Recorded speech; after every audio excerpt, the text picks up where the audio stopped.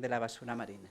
Entonces, tenemos como primera intervención Hilda de Pablo, de la Universidad Lusófona, y nos va a hablar con Sara Clox de la Universidad de Santiago sobre los avances en modelizado y mapeo de la basura marina. Así que, Hilda, cuando quieras, adelante.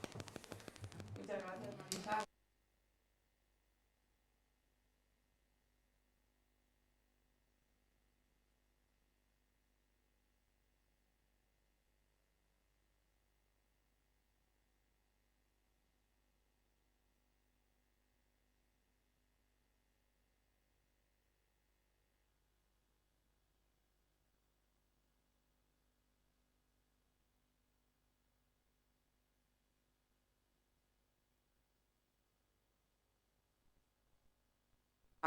El Atlántico Norte.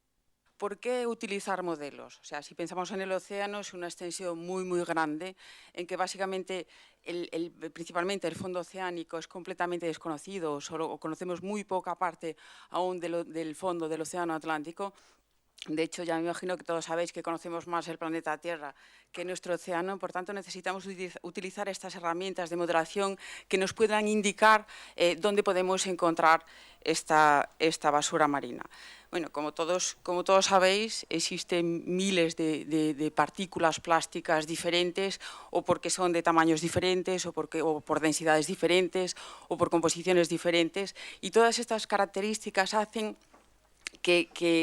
o determinan cómo van a ser transportadas en el océano. Por tanto, pensar que tenemos que modelar este tipo de contaminación realmente es un desafío.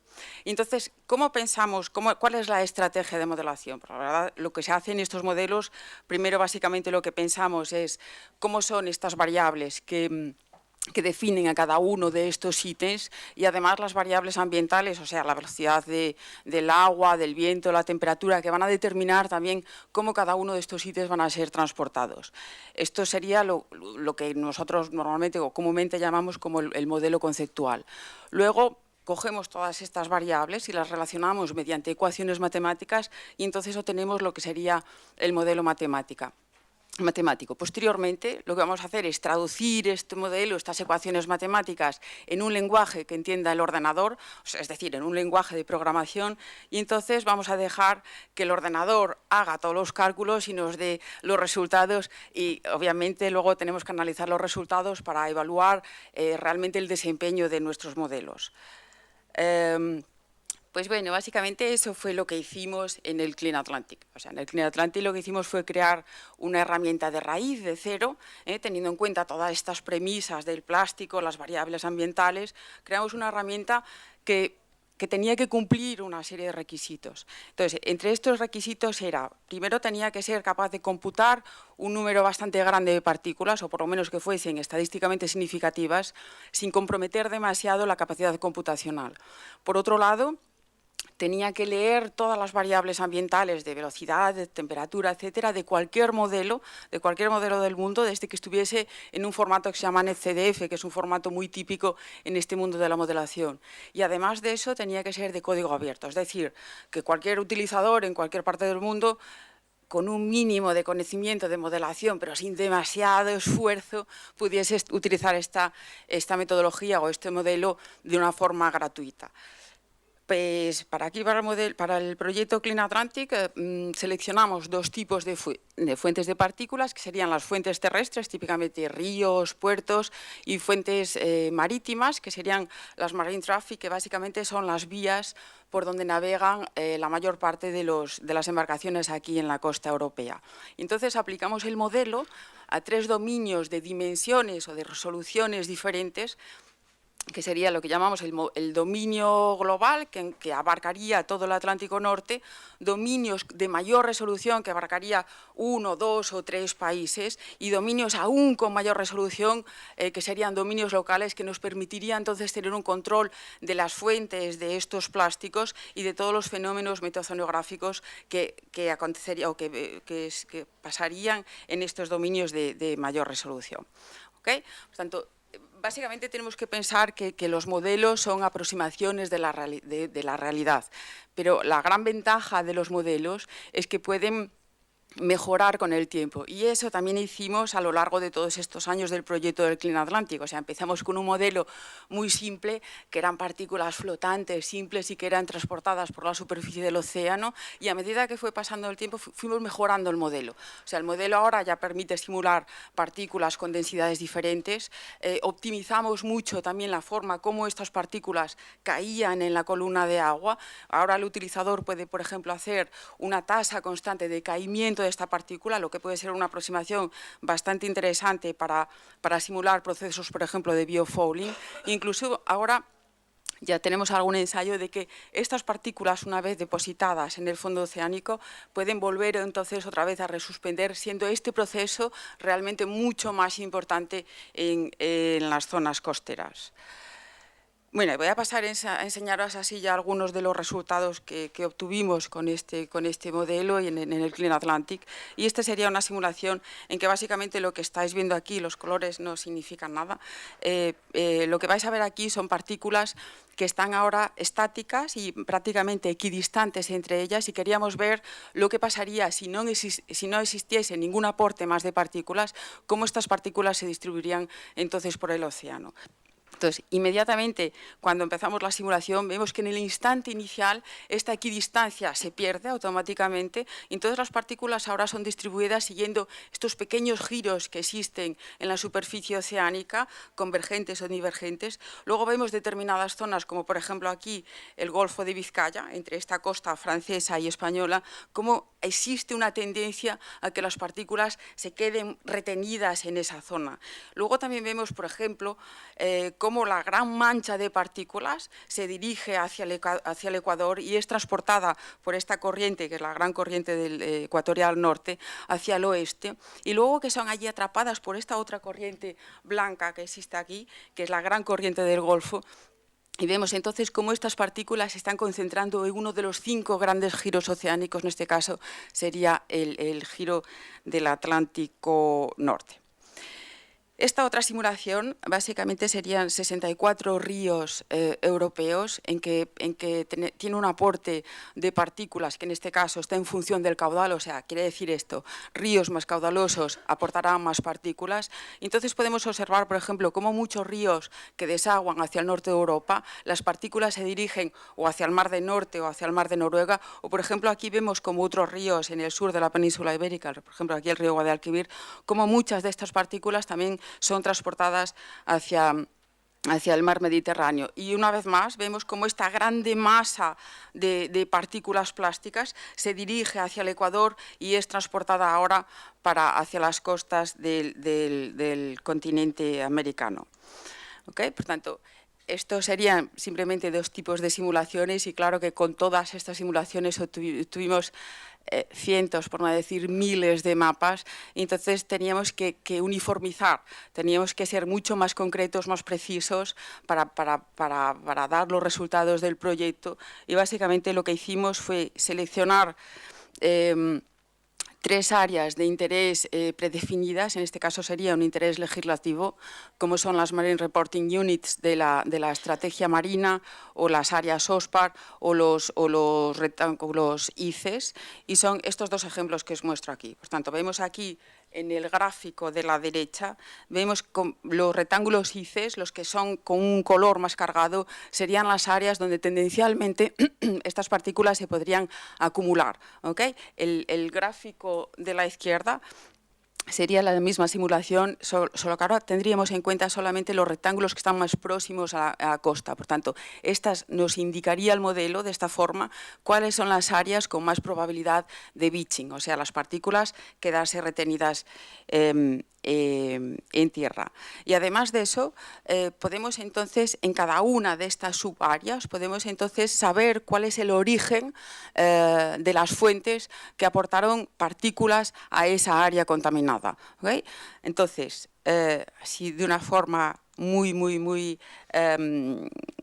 resumida, podemos ver, esto no está aún en el site del Clean Atlantic porque es un parto aún muy reciente, pero en breve estará. Y tenemos ahora aquí una plataforma en que podemos ver una de las simulaciones, similar a esta que os he mostrado de los rectángulos ICES, y que realmente vemos, clicando en una de estas áreas, podemos identificar entonces cuáles son el origen o los orígenes que contaminan a esa determinada área.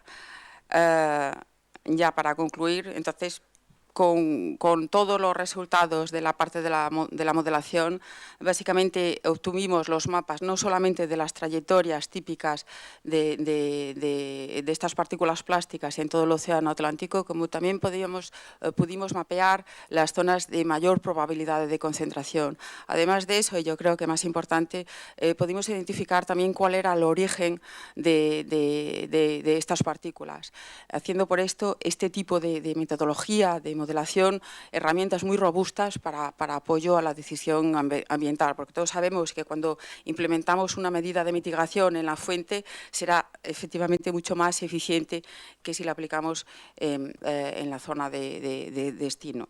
¿Okay? Por tanto, siempre que hablamos de contaminación oceánica, todo lo que sea colaboración internacional es fundamental, es decisivo. O sea, de hecho, el océano no entiende nada de leyes humanas y mucho menos de fronteras impuestas humanas. Simplemente el océano lo que va a hacer es transportar lo que en él es depositado. ¿Okay? Y por tanto, serán las corrientes las que determinen estas trayectorias del plástico sobre el océano y efectivamente, o evidentemente también el destino de estas partículas. Y ahora, para entender un poquito más esta relación de todos estos procesos meteoceanográficos y estas trayectorias de las partículas, mis compañeros Sara y Pedro hablarán ya de otros resultados más específicos. Gracias.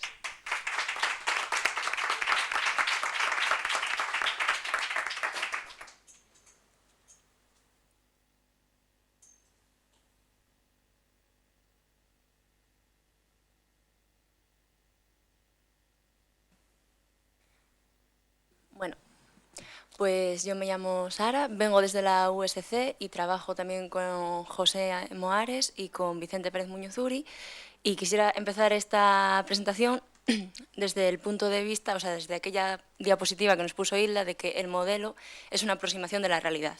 Entonces, lo primero que hicimos fue validar ese modelo, cómo de exacto era y cómo de bien podía predecir las tendencias. Para ello, hicimos un trabajo cruzado con la gente de recogidas, con el grupo de monitoring, particularmente con la gente de Intecmar, que llevó a cabo una serie de recogidas en la playa. Hicimos una simulación que cubriera esos casos de estudio y vimos cómo de buenos eran nuestros resultados, cómo se ajustaban a la realidad.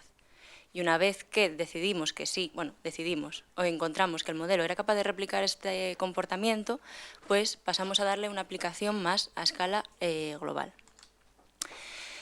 Para todos aquellos que no seáis de Galicia, deciros que lo que empleamos como método de monitoreo, como nuestro testigo lagrangiano, fueron los palillos de batea, que es esto que veis aquí, que se encuentra en toda la costa de Galicia, y no solo en Galicia, sino también en Canarias, y como nos han dicho nuestros compañeros, en Madeira, y que son un tipo de plástico flotante, un poco mayor que un bolígrafo, del tamaño de un bolígrafo, pesa unos 25 gramos, y se utiliza en el cultivo de los mejillones de batea. Una batea es esto que vemos aquí en la figura A, es una estructura de madera de la cual cuelgan una serie de cuerdas y cada 30 a 40 centímetros se ponen estos palillos para aliviar el peso cuando los mejillones crecen y empiezan a tomar cierto peso, evitar que se escurran por esta cuerda. Pues bien, cuando se recogen estos mejillones, estos palillos son liberados al mar porque los métodos de extracción aún son un poco antiguos en este sentido y dan lugar a que estos palillos se fracturen, se rompan o simplemente salten de la cuerda y se liberen al mar. Entonces, ¿qué hicieron desde el paquete 5 de monitoreo? Bueno, pues tanto por acción ciudadana, que fue y es el que presentamos aquí, ir a los institutos, a un instituto en la Illa de Arousa, en la Ría de Arousa, pues entrenaron a los chavales de los institutos para que hicieran estas recogidas en playa, también lo utilizaron un poco como concienciación, y les explicaron los protocolos que había que seguir para dar estas recogidas. Decir que la parte muy positiva, aparte de la concienciación, es que retiraron casi 200 kilos de palillos de las playas en la Illa de Arousa. Y si ahora nosotros comparamos todas estas recogidas con los datos que nos da el modelo, En la imagen de la derecha veis las playas que se han monitoreado en la Illa de Arousa, y en la gráfica, en morado, estarían el comportamiento real, o sea, los datos que se han recogido en playas. Y en amarillo, rosa y azul son los datos que nos da el modelo para diferentes parámetros de beaching. El beaching es con lo que nosotros describimos la retención en las costas de la playa. A mayor porcentaje de beaching, mayor retención. Y lo que podemos ver es que en términos generales, para casi todas las playas que se hicieron las recogidas, el comportamiento se puede reproducir con una precisión bastante buena. Si nos vamos, por ejemplo, al segmento 1, que es el que más ha acumulado en todo este periodo de recogidas de 8 meses, en comparación con el segmento 2, que las recogidas se disminuyen casi a la mitad, vemos que este comportamiento también lo es capaz de reproducir el modelo. Y así con todos ellos, salvo para 2 casos particulares que el modelo, bueno, pues nos muestra que, como es una aproximación, hay que tener cierto cuidado a la hora de interpretar estos resultados. No es que el segmento 4 y el segmento 9 no estén diciendo que el modelo esté mal, sino que en esas zonas hay que prestar especial atención porque son zonas de o mayor retención o que el modelo no ha sabido cómo parametrizar esa línea de costa y, por tanto, las cuentas que nos da ahí pueden ser erróneas. Pero podemos decir que, gracias a Dios, gracias a Dios no, a la ciencia y a los números, que este modelo funciona.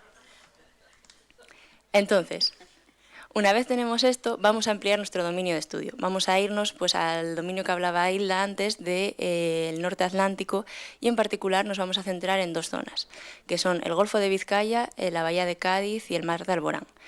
Como no tenemos mucho tiempo, solo vamos a presentar los resultados del Golfo de Vizcaya, que si os fijáis aquí, he representado las corrientes que se dan en los meses cálidos y fríos, cálidos en rojo y fríos en azul. Y veis que la corriente que está en los meses fríos va de oeste a este hacia el norte, y al revés en verano, y es mucho más débil. Es lo que presentamos aquí. Bueno, usamos el dominio del QIMEMS de 9 kilómetros de resolución, que esto es muy importante porque para trabajar con un dominio tan grande muchas veces tenemos que trabajar con mallas que cubran mucho dominio, y eso quiere decir que la resolución no va a ser tan precisa como a lo mejor necesitamos. Pero siempre tenemos que hacer un compromiso con el modelo. Es decir, para ver una playa, los resultados que vimos antes de las islas, de la isla de Arousa, estamos contando que esos segmentos pues tienen 200, 500 metros de largo. Ahí usamos una malla mucho más refinada. Aquí, para este caso, como tenemos un dominio más grande, no podemos usar esa malla de 200 metros porque el modelo no la soporta. Tenemos que tener en cuenta que vamos a usar un modelo de menor resolución, de 9 kilómetros, entonces lo que vamos a ver ahí son otros procesos. Corrimos una simulación de 7 años con una resolución diaria y consideramos 3 tipos de fuentes, que fueron ríos a lo largo de la vertiente atlántica de la costa española, puntos de presión de tierra en los que abarcamos centros de población costera, édares, o sea, empresas de aguas residuales que están próximas a la costa, centros de población muy altos también en la costa, y bueno, otros parámetros que también se abarcan en estos online points. Y también, como decían nuestras compañeras del mapeado, quisimos considerar las fuentes de tráfico marítimo, estas artes de pesca que se pierden cuando los barcos están en alta mar, y como es muy difícil saber cómo y cuándo se pierden, pues intentamos parametrizar ese comportamiento con un perfil paralelo a toda la costa. Este perfil coincide con la zona de mayor tráfico marítimo, entonces suponemos que de ahí puede venir todas estas artes de pesca perdidas. Si nos vamos a ver cómo son los resultados, dónde estarían las zonas de mayor acumulación de estas artes de pesca, vemos que en la península ibérica se acumulan con una alta probabilidad en el Golfo de Vizcaya. Pero esto es un resultado en una foto finish de esta simulación de 7 años. No nos está dando una información más precisa. Para ello, dado que tenemos resultados para cada día, podemos agrupar estas acumulaciones por meses y ver en qué meses cada fuente tiene una mayor presencia. Aquí vemos en colores las fuentes que están en la cornisa cantábrica española, serían en azul País Vasco, Cantabria en rojo, Asturias verde y morado, y Galicia azul y naranja. Y vemos que hay periodos en los que esta concentración, la concentración que hay en esta zona crece, coincidiendo con estas épocas de invierno, y que decrece en verano, que son las zonas que he sombreado en morado. ¿Por qué decrece esta contaminación o esta acumulación en verano? Pues esto se espera porque esta corriente roja de verano lo que va a hacer va a ser sacar todas estas partículas de nuestra área que estamos viendo. Entonces, esto es un nuevo resultado que nos dice que la basura no siempre va a estar quieta, sino que tenemos que ir un poco más allá y ver comportamientos de este tipo, ver que no siempre van a estar paradas en un lugar, sino que a lo mejor nos interesa ver si tienen una mayor afluencia en determinadas épocas del año. Y esto, el paso siguiente sería relacionarlo con la influencia de corrientes y situaciones particulares oceanográficas, que es de lo que nos va a hablar nuestro compañero Pedro de Intecmar. Además, también no solo consideramos las fuentes de España, sino que también incluimos fuentes de Francia y Portugal para tener un poco en cuenta cómo sería esa contaminación transfronteriza. Aunque, una vez más, queremos recalcar que no es una cuestión de límites, de bordes, de fronteras. O sea, la basura está y es de todos y va a ser para todos. Pero bueno, a modo de intentar parametrizar un poco esto, vemos que en el Golfo de Vizcaya, bueno, aquí el sector naranja se correspondería con las fuentes españolas, y vemos que en el Golfo de Vizcaya tenemos una concentración 50-50 de las fuentes francesas y españolas, con una pequeña presencia de las fuentes de Portugal. Es decir, todas las acumulaciones que vendrían... ¿No hay? Así. Ostras. Si apunto aquí se ve. No. Bueno. Todas las acumulaciones que vendrían del segmento P1 de Portugal 1 son las que se van a colar en esta zona del Golfo de Vizcaya, pero las demás abajo no van a ser capaces de llegar por cómo es la circulación en esta zona.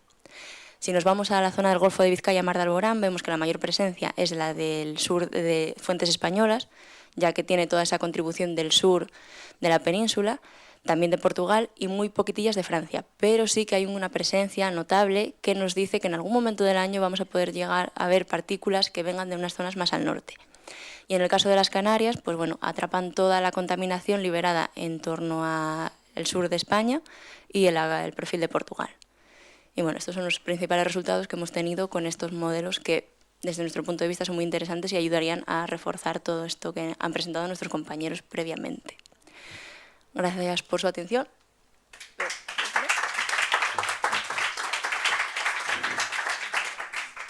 Pues antes de que empiece...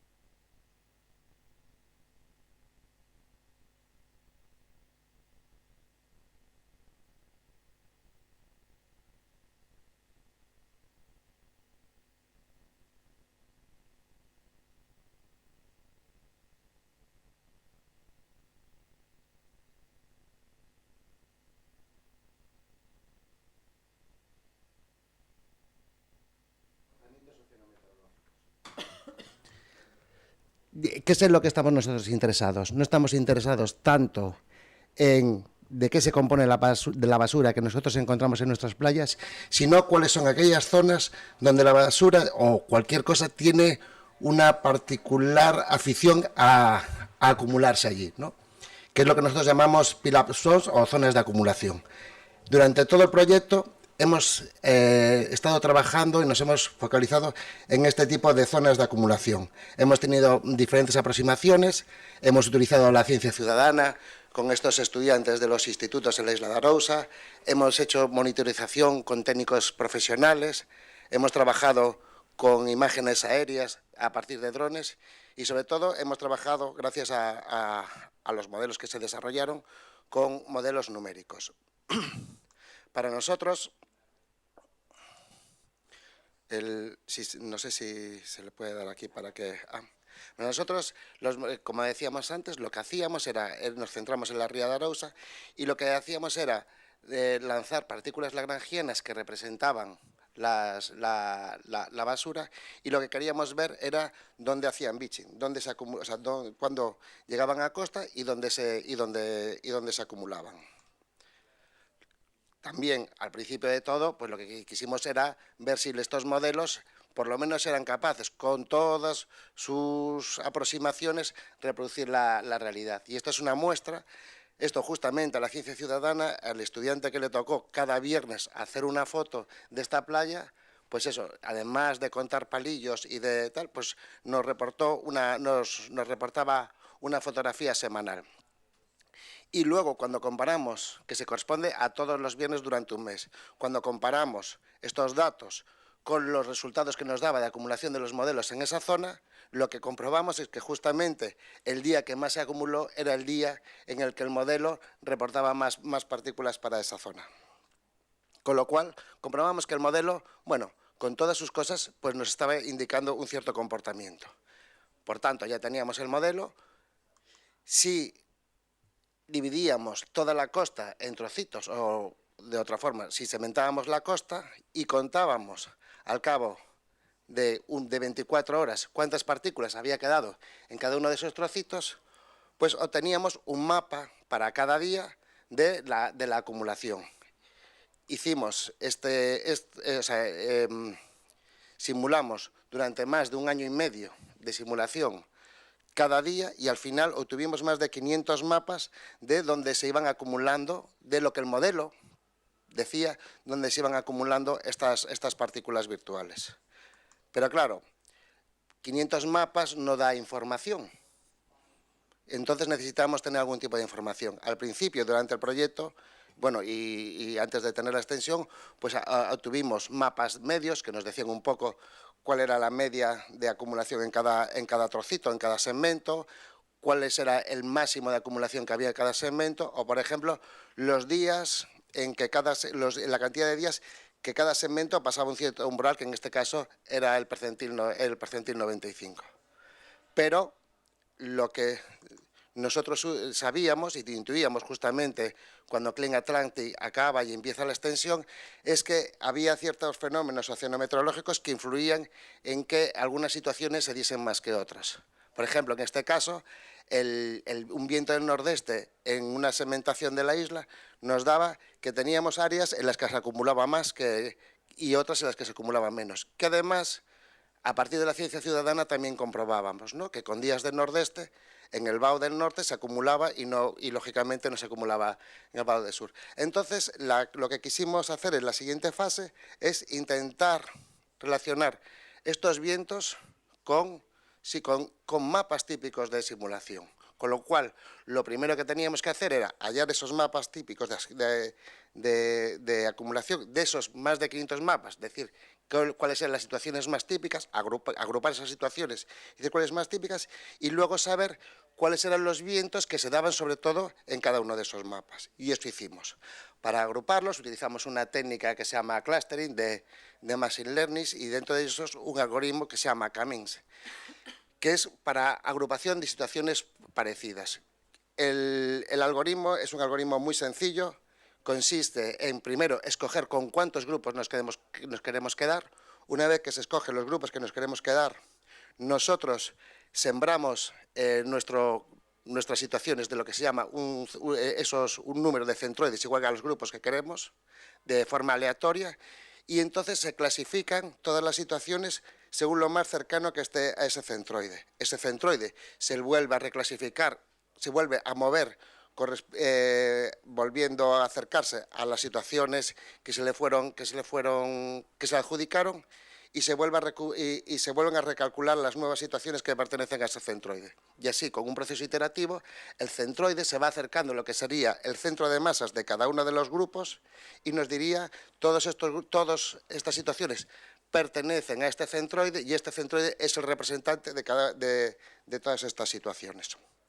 Bueno, lo he explicado un poco rápido, perdonad, pero el sistema con sus fallas al final funciona, con sus limitaciones. Total, que al final pasamos de 500 mapas a los grupos que nosotros determinamos. Después de hacer varias pruebas, vimos que 5 grupos determinaban bien todas las situaciones, o sea, queríamos obtener 5 situaciones, 5 mapas tipos de acumulación, pero lo primero que pasa es que al agrupar lo que tuvimos es, esto es como las cartas, ¿no? Lo que tuvimos es que todos los mapas se fueron unos hacia un grupo, otros hacia otros, o sea, clasificamos en 5 situaciones parecidas los mapas que se parecían, o sea, que se parecían. Hay que tener en cuenta que no todos los mapas, no todos los grupos eran iguales. Había 2 situaciones que eran predominantes y que cada una de ellas era mayor que los otros 3 grupos que quedaban.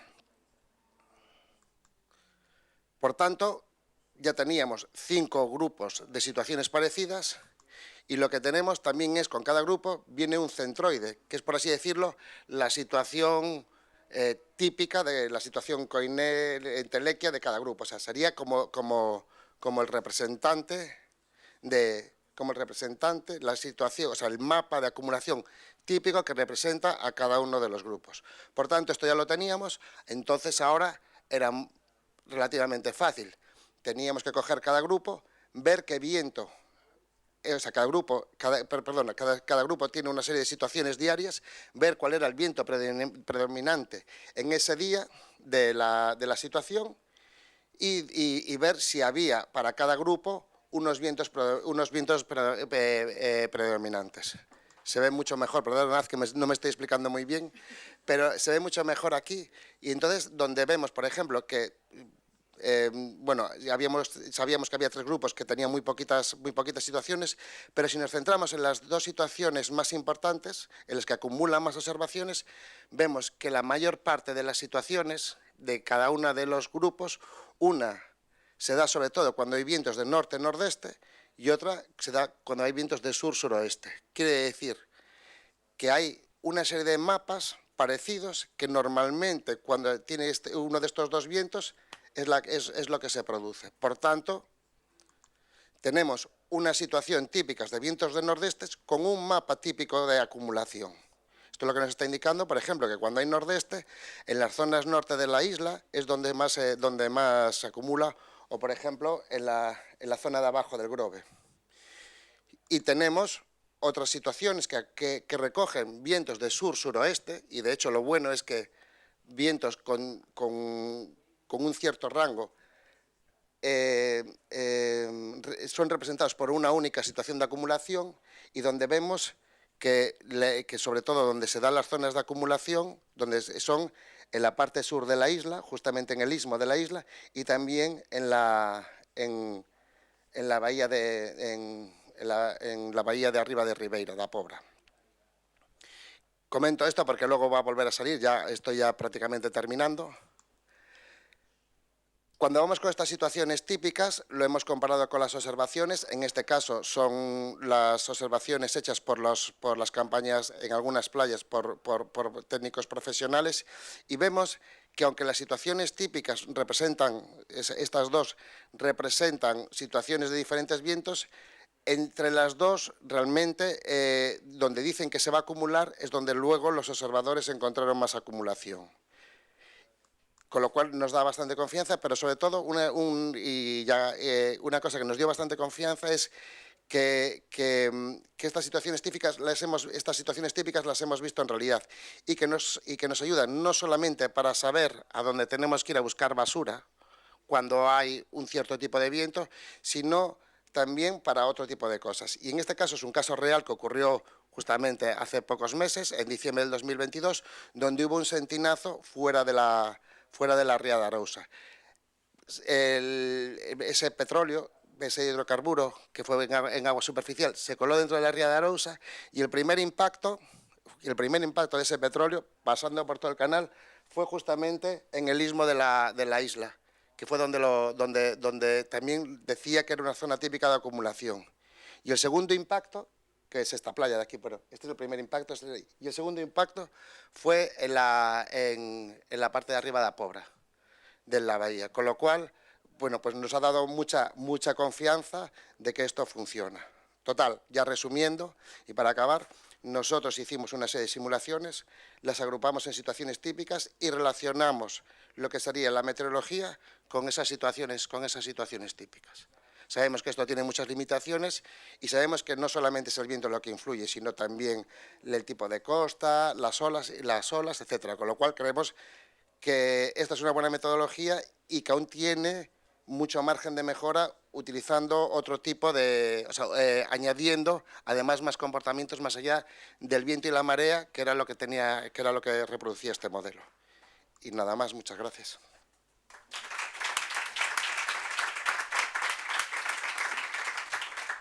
Pues muchísimas gracias, Pedro, porque lo has explicado estupendamente y era muy complejo. Bueno, tenemos yo creo que como 5 minutos para alguna cuestión o comentarios. Muy bien. Juan, si quieres presentarte. Sí, hola, yo soy Juan Santos, trabajo en el Instituto Español de Oceanografía.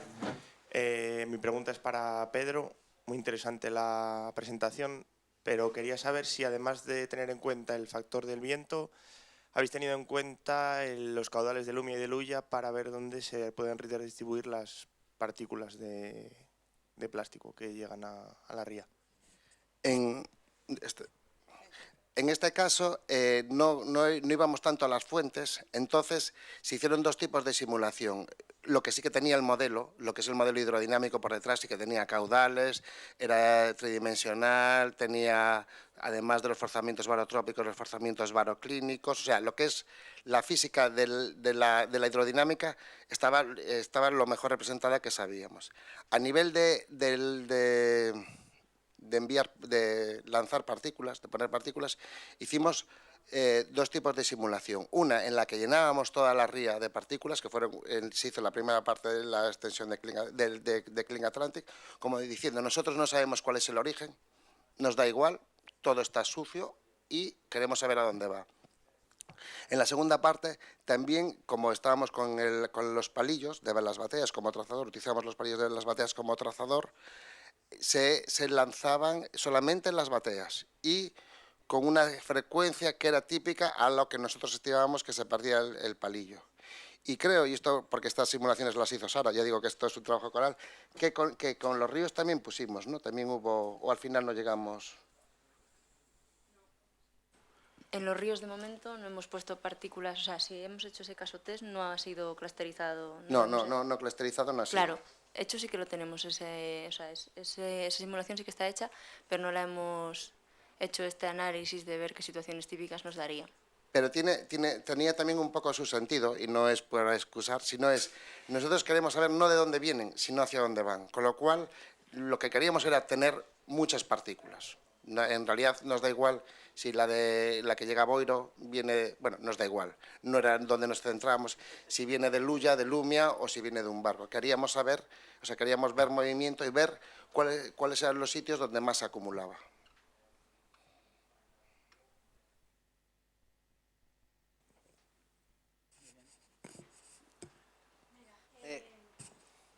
Espera, un momento, te van a dar el micrófono. Espera. Gracias. ¿No se pueden cambiar los palillos de batea, de esos de plástico, por algunos de madera o de otro material?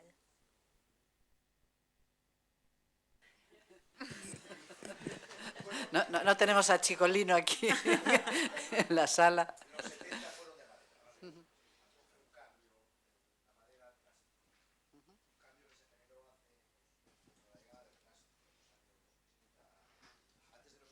Todo madera. Los palos siempre fueron de madera hasta la llegada del plástico, ¿vale? Pero sí, fueron de madera en ese tiempo.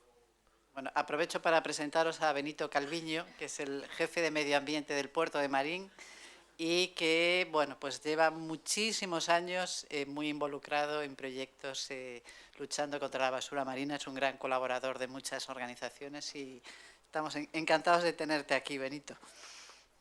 Sí, al principio se hacían de madera y yo creo que, es mi opinión, yo no soy ni bateiro, ni... Bueno, aquí tuvimos a Chicolino hablando de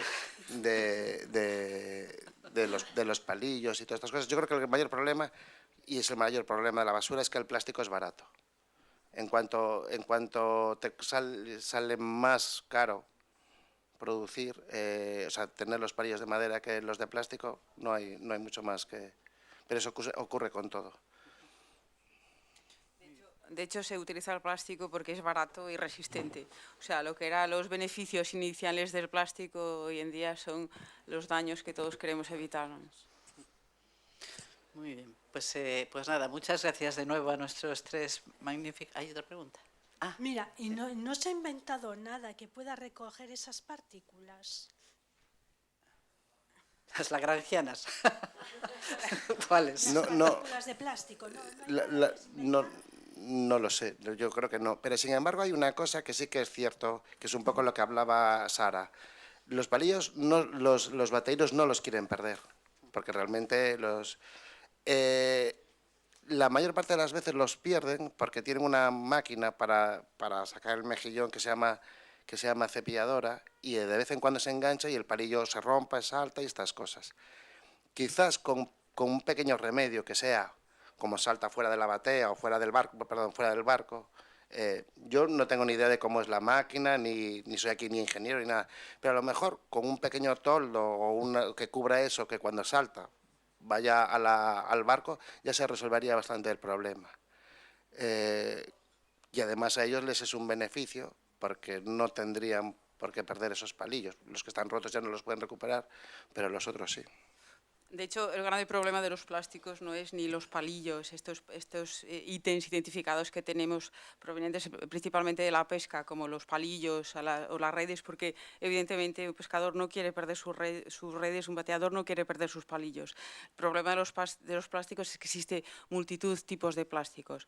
Existen metodologías y proyectos muy importantes en que se centran en ir a buscar el plástico al océano. Yo tengo una frase que yo creo que, bueno, es mi opinión, que es como si yo voy con mi aspirador al desierto del Sáhara. O sea, voy a retener menos de un 1% en mi red o en mi aspirador, y realmente toda la sopa de plástico que está distribuida por el océano, no vamos ni con redes ni con metodologías para poder atraparlas. O sea, básicamente tenemos que actuar en la fuente, tenemos que implementar medidas en la fuente, incluso en la fuente, antes de la fuente, no me refiero a los ríos, inclusivamente en la producción del propio plástico.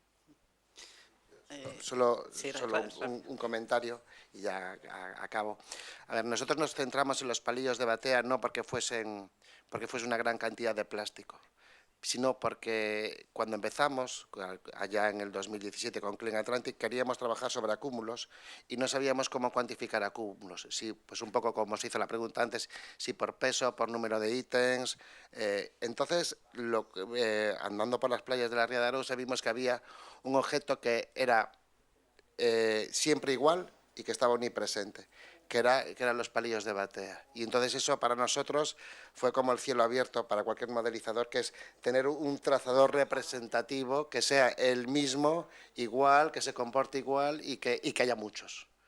Y fue por eso por lo que nos centramos. O sea, saber el origen, básicamente, como los ítems que encontraron también Drac, Pedro y Madeira. O sea, cuando sabemos el origen de ese ítem, podemos modelar, sabemos perfectamente dónde lo han depositado y podemos modelar toda su trayectoria con estas herramientas de modelación. Por eso los palillos es un indicador, es un trazador, no es porque sea el problema del plástico, de la distribución del plástico, no son los palillos. Bien, pues un rápido comentario por parte de Pedro y ya pasamos a la siguiente sesión. Thanks. I will avoid the portuñol. Bien, voy a evitar hablar en portuñol, así que voy a hablar en inglés. Entonces, ¿qué es lo que está ocurriendo en materia de cambios? Todo este trabajo siempre tiene que ver con proporcionar información a los decisores políticos para que implementen medidas de manera que se evite el problema. Entonces, el año que viene, a finales del año, todos los Estados miembros de la Unión Europea tienen que poner en marcha medidas de responsabilidad ampliada de los productores en cuanto a estos ítems. Entonces esto se puede parcialmente resolver por medio de introducción de cambios en las máquinas o hacer que los pescadores pues entreguen las que tenían y compren unas nuevas, o quizá imponer un pago adicional, un impuesto, como queremos llamarlo, para pagar por la limpieza y la recuperación de estos materiales en el medio ambiente. Entonces hay que diseñar estrategias, y para ello necesitamos información no solo sobre la cantidad que se pierde, sino también sobre dónde acaba, de manera que lo podemos buscar en el medio ambiente. Así que la modelización es importante, el recuento es importante, pero al final pues tenemos que encontrar, o podemos encontrarnos algo que ¿por qué se pierde? No lo quieren perder. Tenemos que entonces mejorar las máquinas, y después podemos tener a los ingenieros diciendo cómo se puede mejorar la máquina, y esto no tiene que ver con basura marina. O sea que esto es muy difícil y estamos haciendo lo mejor que podemos. Estamos haciendo lo mejor que podemos.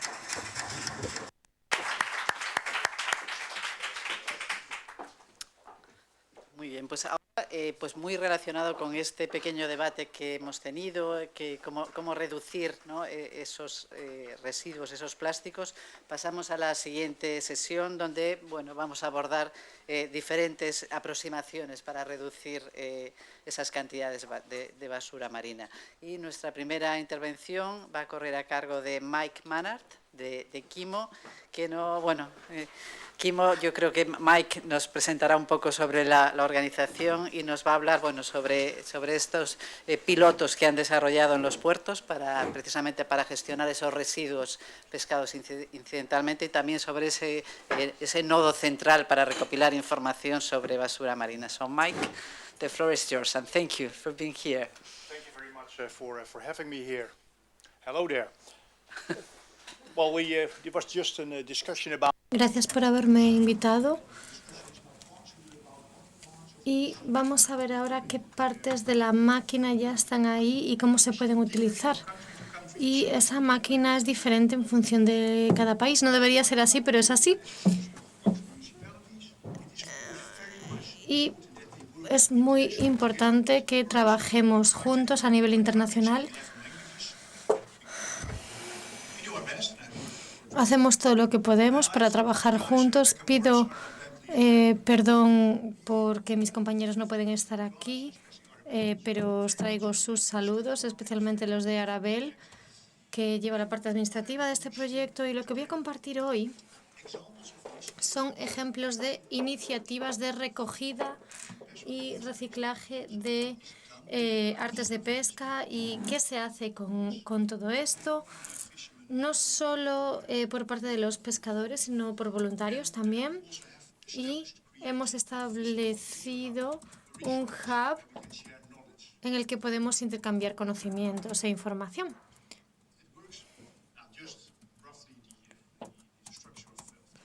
Esta es la estructura de la investigación que hemos estado haciendo. Tenemos muchos retos y, ¿qué es lo que hacemos? Teníamos que desarrollar una estrategia y unas pautas para el proceso de recogida de información, para el estudio de los casos de gestión de residuos y estructuras en los puertos del Reino Unido.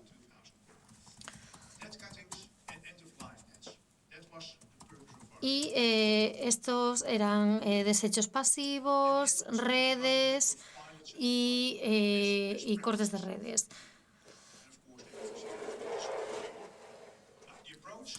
El enfoque,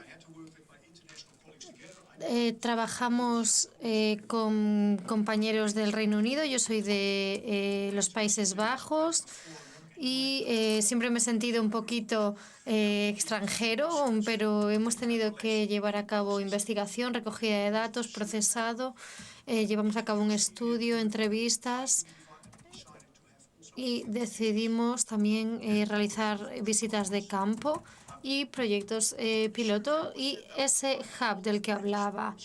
Y visitamos muchos puertos británicos. La recogida de información no fue muy fácil. Y las preguntas que hacíamos en el estudio tenían que ver con los aspectos organizativos a la hora de recoger y almacenar esa basura marina y el proceso de almacenaje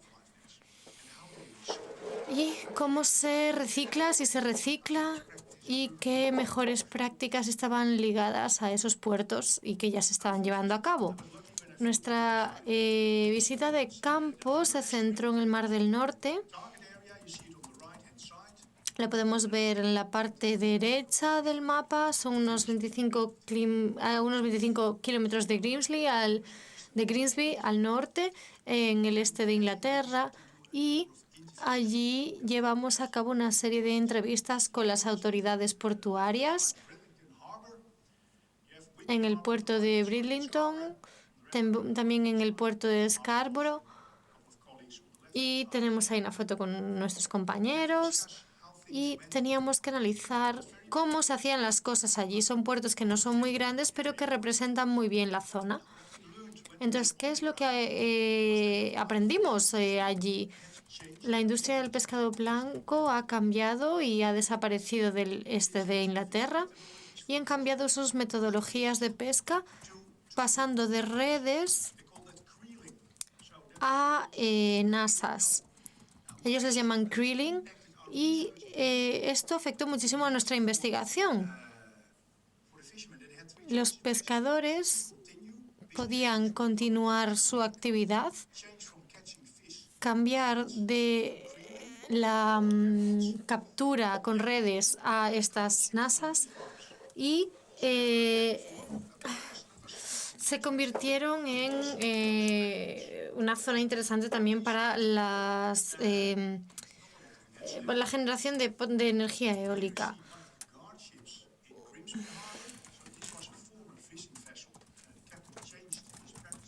Un capitán cambió su actividad, ya no tenía... decidió cambiar su actividad y pasarse a la energía eólica y se pueden utilizar un montón de estas cosas. Lo que nuestras principales conclusiones son, obtuvimos muchísima información, nos contestaron un 70% el estudio, el 30% de los puertos participan en el esquema de Fishing for Litter, recogen sobre todo residuos de pescado.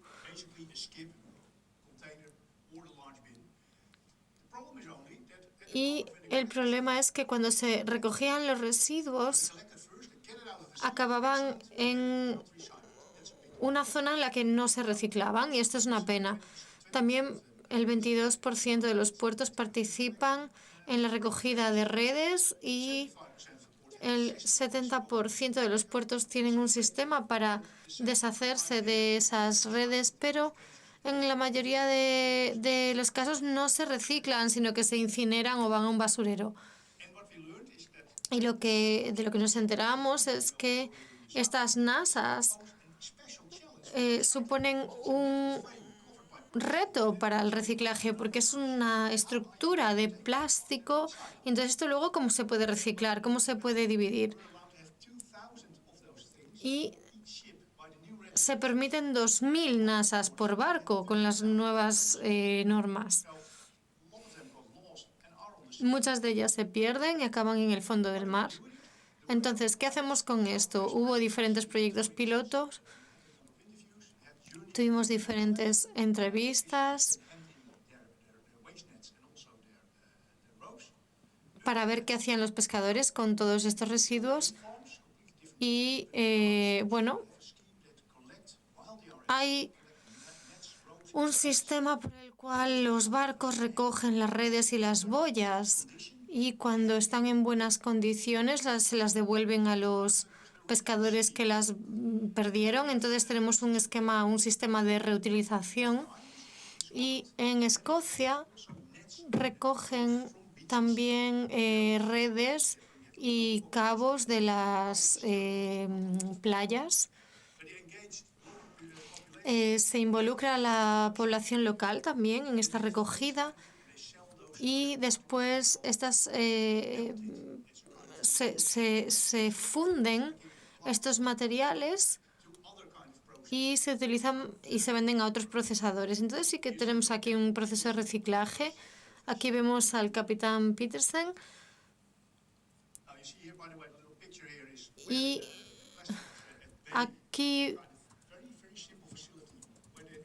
tenemos una instalación en la que la lluvia se encarga de limpiar estas redes.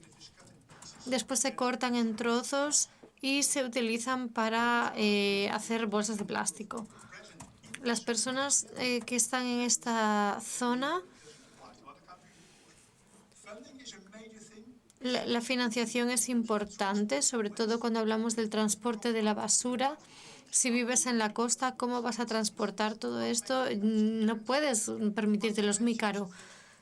Entonces, este es uno de los problemas. También la falta de apoyo gubernamental a estas iniciativas locales. Es otro de los problemas.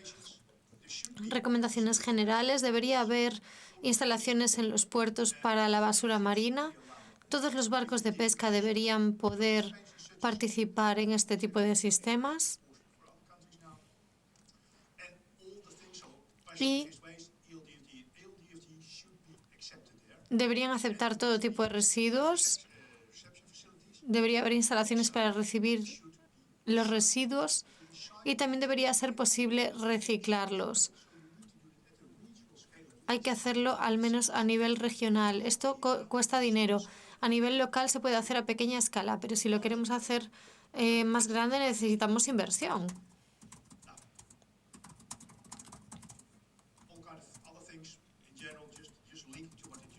Y también la parte educativa es muy importante. Se recomienda también llevar a cabo programas piloto para la gestión de los residuos.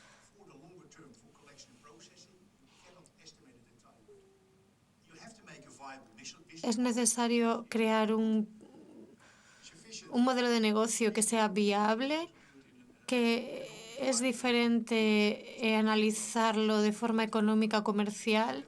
Las escalas son distintas. Y necesitamos por lo menos entender bien y tener una visión clara de cuáles son los parámetros, qué tipo de basura marina, qué queremos hacer con ella, qué coste supone, qué tecnología necesito y qué conocimientos necesito también. Y especialmente los costes y el mercado. ¿Cuál es el mercado si quiero vender los productos? Por supuesto, la presencia de todo lo que aparece aquí es necesario para que funcione. Si quieren más información sobre todo esto, solamente tienen que enviarme un email o preguntarme. Y este es el hub de Fishing for Litter. Lo hemos extendido y incluimos pues, cómo financiar este sistema en tu propio país, gestión operativa, monitoreo, estrategia de relaciones públicas, buenas prácticas. Todo eso está online. También está disponible en más idiomas. El gallego y el vasco también están ahí. Y, por supuesto, español, portugués y francés. Y los puertos participantes han pasado de 98 a 140, así que podemos aprender unos de otros cómo hacer las cosas y cuáles son los retos a los que nos enfrentamos. Y además de todo esto, este es el grupo de coordinadores con el que trabajamos. Y debatimos con los coordinadores cómo podríamos gestionar esta basura, qué tipo de legislación se aplica. No está relacionado con el hub, sino que tenemos información que nos llega y tenemos que meter esta información en el hub. Y esto sería todo. Muchas gracias.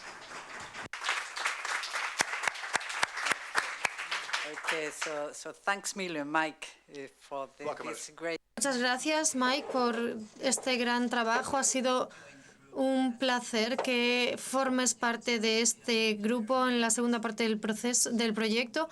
Los resultados son muy interesantes y muy inspiradores, así que muchas gracias. Vamos a pasar ahora a la siguiente presentación y espero que al final de la sesión tengamos tiempo para algunas preguntas. La siguiente presentación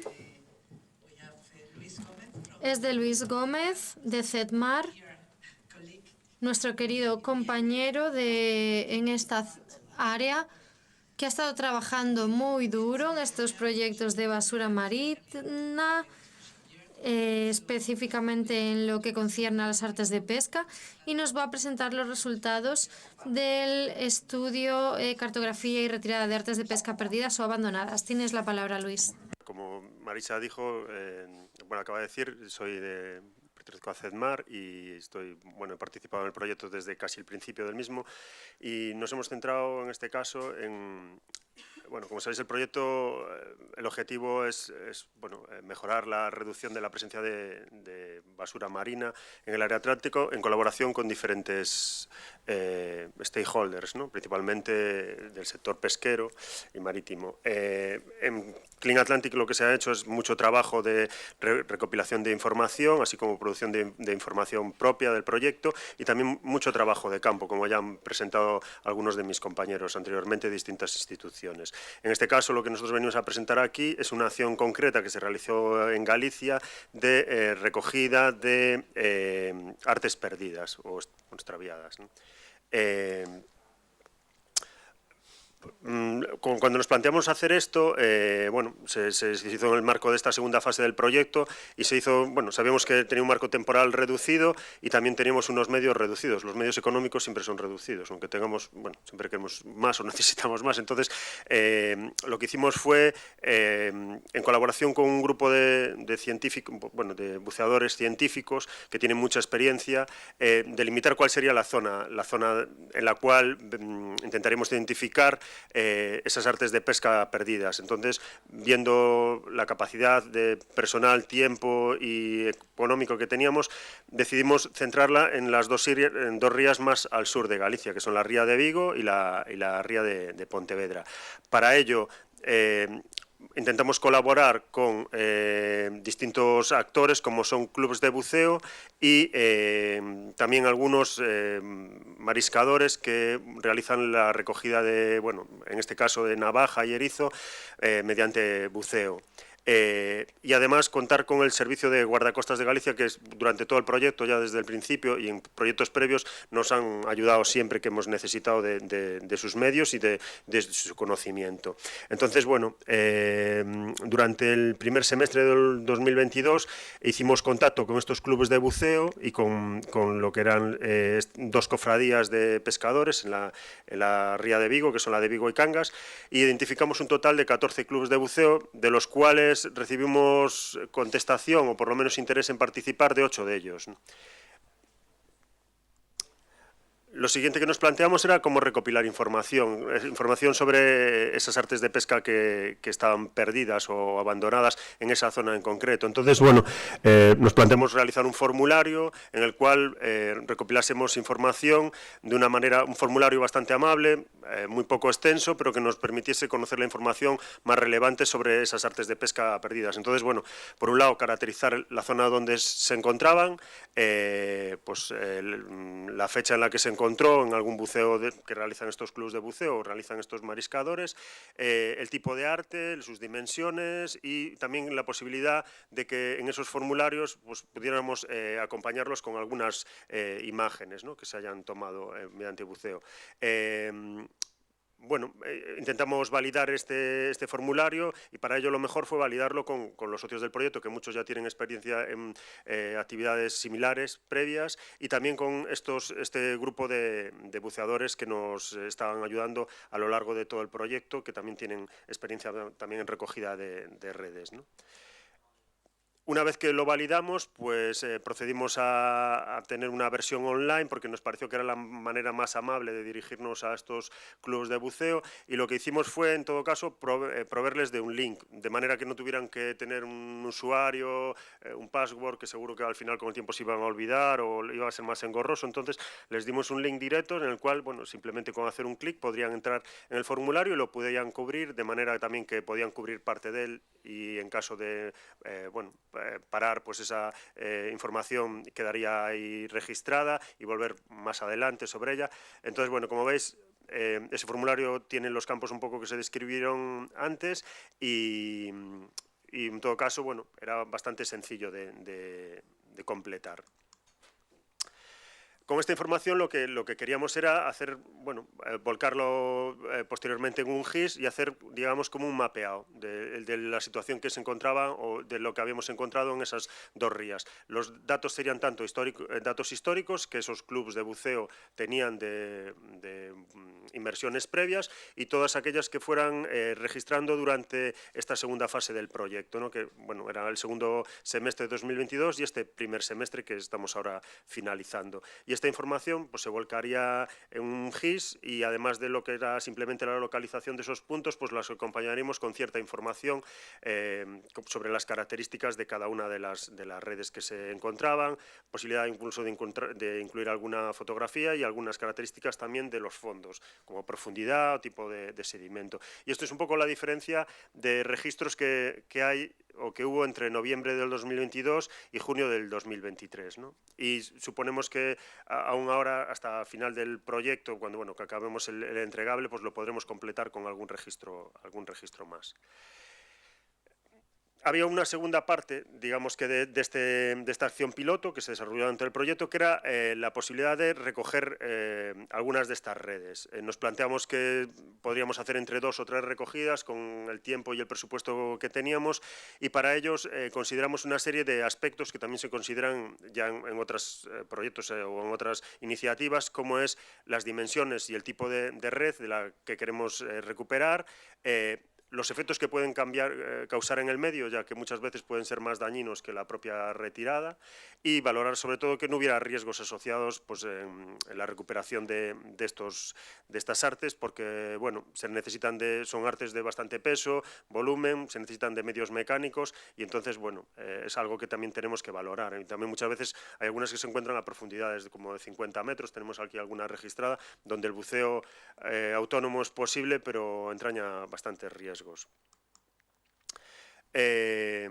Como os comentábamos antes, contábamos con un equipo de buceo científico con una alta experiencia, y el Servicio de Guardacostas de Galicia nos facilitó que estas redes, que tienen gran peso y no son fáciles de manejar, las pudiéramos meter a bordo del barco con el que cuentan, que es el Valentín Paz Andrade, que es un barco que también lo utilizan para formación, y esto desde luego que nos facilitó y nos abarató mucho el proceso de esta recuperación desde las redes. En uno de los casos, en el caso de la primera red, contamos también con la participación de la asociación Hombre y Territorio. Es una asociación que se encuentra tiene su base en Sevilla. Patricio y David, que son 2 personas que trabajan en esta asociación, vinieron a participar y a registrar esta primera recuperación de red, y decir que ese trabajo que están haciendo ellos lo hacen dentro del proyecto Life in 10 Mares, que es un proyecto que es un encargo del Ministerio de Transición Ecológica y Reto Demográfico, que creo que aquí hay gente que conoce muy de primera mano y que posiblemente lo haya impulsado, y es una iniciativa muy interesante en el cual se va a intentar mapear todos estos registros de artes perdidas, no solo en Galicia, sino todo en lo que es la costa española, para lo cual se ha creado una base de datos que finalmente es una página web que está muy bien, es muy fácil de utilizar y en la cual es muy fácil registrar los hallazgos. Entonces, yo también animo que si aquí hay personas que participan en algún tipo de estas actividades de registro, de recuperación de redes, pues que visiten esta página e intenten reportar ahí, proporcionando información de lo que han recuperado y la fecha y las características de las redes. Bueno, yendo ya al turrón, como se diría, pues la primera recuperación tuvo lugar el año pasado, en octubre. Fue un día maravilloso donde llovía a cántaros y hacía un frío horrible. Estos 2 chicos que vinieron de Sevilla casi se nos congelan, y entonces, a pesar de eso, como contábamos con un buen equipo y con la ayuda de guardacostas, todo fue de maravilla, y pudimos retirar una red, que es una red típica de aquí de estas aguas, que se utiliza sobre todo para la captura de centolla. Estaba aproximadamente a 12 metros de profundidad, y la red al final verdaderamente tenía como aproximadamente 400 metros, y en ella, además de la propia red, venían unidos pues lo que eran, lo que se llaman cacharros de pulpo, venían nasas, venían cebos como estos que veis aquí, que son estos cangrejitos y que se utilizan como cebos para pescar pota, y una serie de elementos que no eran ya de la propia red, pero que al estar la red en el fondo, al final funciona como un objeto de retención de todo aquello que esté próximo. Entonces, bueno, ahí si clicamos, bueno, veis la localización, si clicamos ahí en esa imagen, no sé si podremos ver un pequeño vídeo en el cual veis, bueno, este es el barco de guardacostas. Estos son los buceadores, que no dije quiénes son, pero bueno, se llaman Garci y Iñaki, nos han ayudado mucho durante todo el proceso. Esto es la liberación que se hace cuando se recuperan este tipo de elementos. Previamente se suelen hacer unas inspecciones previas y también el día de la retirada pues se intenta liberar todos aquellos animales que están enredados y que aún están vivos. La segunda recuperación de red se hizo también en la ría de Vigo, ya en un fondo más profundo, es un fondo de MER, un fondo coralígeno, y era una red de unas características similares también para la pesca de centolla, un poquito más pequeña, aunque en estos casos tampoco es muy fácil saber.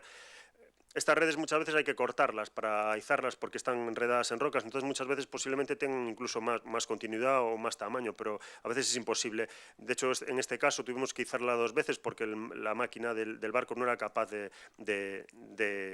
recuperarla del peso que tenía, y al igual que en el caso anterior, pues si clicamos en la imagen podremos ver otro pequeño vídeo que nos han preparado. Como veis, el barco fue el mismo. Y bueno, esto es un poco las características de la red. Ese día hacía mejor tiempo, lo cual agradecimos profundamente. Y veis, pues está enredado, es complicado izarlas a bordo. Necesita, pues eso, de medios mecánicos y la participación de bastante personal. Y ese mismo día hicimos doblete y entonces, bueno, retiramos otra red que se encontraba aquí mucho más próximo de la costa, a 5 metros de profundidad, cerca de la isla de Toralla, que no sé si muchos conocéis, donde hay ese edificio horrible de 20 pisos. Y bueno, esto fue casi una apuesta personal de uno de los buzos, de Garci, porque es una red que él conocía hace mucho tiempo que estaba ahí, está sobre una pradera de zoostera y la estaba dañando por abrasión, por el propio movimiento, estaba creando como unas calvas enormes, y como la pradera esta no la podemos llevar a Turquía a remediar este tipo de cosas, pues había que quitarla de alguna manera. Entonces él se empecinó en retirarla, y ese día pues retiramos 2 redes. Él previamente ya la había acondicionado para que la retirada fuese mucho más fácil, y como podéis ver en alguna de las imágenes, pues estaba totalmente colonizada de algas. También si hacemos clic sobre la imagen podréis ver que el tipo de red que es. También tenía muchos cebos y muchas cosas mezcladas. Esta es, bueno, cuando se hizo el lizado. Ese soy yo haciendo el tarzán, y esta es la red que, bueno, como veis, estaba colonizada de muchísimas algas porque llevaba mucho tiempo ya en esa zona. Toda esta información se va, además de ser un entregable del propio proyecto, se va a recopilar en un vídeo de aproximadamente 5 minutos, que ya se está preparando, pero que por desgracia, por cuestiones de tiempo, no nos dio tiempo a presentar en este evento, en el evento final del proyecto, y en el cual se va a incluir información sobre el propio proyecto, sobre los objetivos y lo que se hizo durante esta acción piloto de la retirada de estas 3 redes y localización de artes de pesca. Vamos a incluir también información con un mapa localizando esos hallazgos que hemos encontrado durante el proyecto, y un poco más detallado que lo que acabamos de ver, pues esas acciones de retirada de estas 3 redes. Como conclusiones, pues podemos decir que, que en este caso la respuesta fue muy positiva a cargo de los clubes de buceo.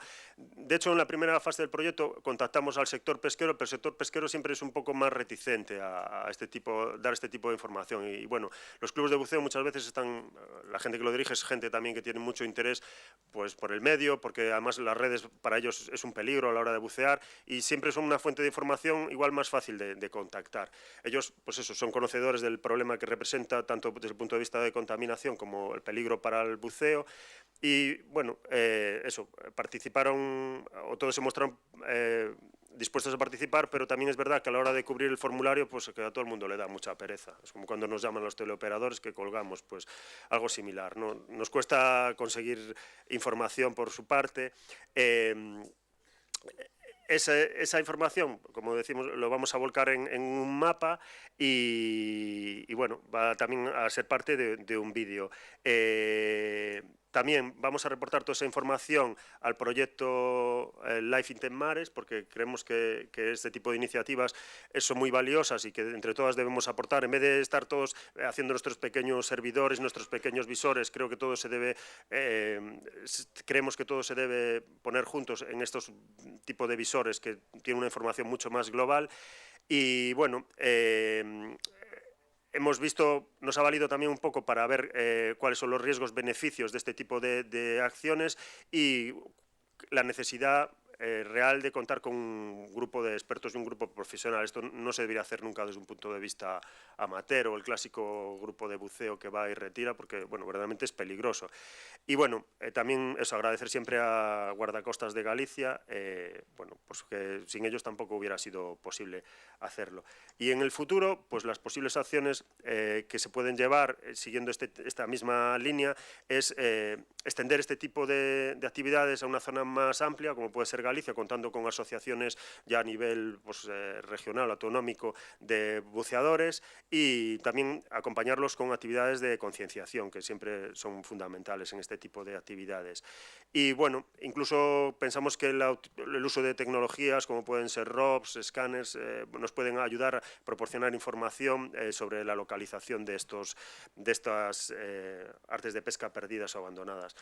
No quería tampoco dejar pasar bueno, esta oportunidad que me dan de hablar, que además hablo bastante, o sea que, pues para poner unas fotos que no vienen del proyecto Clean Atlantic, que vienen de otros proyectos en los que estamos trabajando, como Mar Limpo, en los cuales son proyectos que normalmente son limpiezas que se realizan en la costa principalmente. Hay algunas que también se realizan con la ayuda de mariscadores que retiran, pues eso, recogen navaja o erizo. Pero en todos los casos, en estas fotos podéis ver artes de pesca en la costa y algunas en zonas inframareales. En todos los casos veis que bueno, la presencia de estas redes es patente y existe y se deben retirar, y en estos proyectos pues, se está haciendo un gran esfuerzo en recuperar este tipo de material que causa bastante daño en la costa. Entonces, bueno, quería también agradecer esta información a mis compañeros, principalmente a Aida y a Anso, que llevan mucho tiempo trabajando en esto, y a las nuevas incorporaciones como Sira, Rula o Laura, que también participan en muchas de estas limpiezas y que bueno, nos dan una idea de lo que hay en el medio. Y bueno, aunque no participan también Raquel y Helen, también les doy las gracias, que son muy buenas compañeras. Y si no, después me crujen. No sé cómo se traduce crujir en inglés, pero... Bueno, nada, pues era todo lo que tenía que contaros. Muchas gracias por vuestra atención.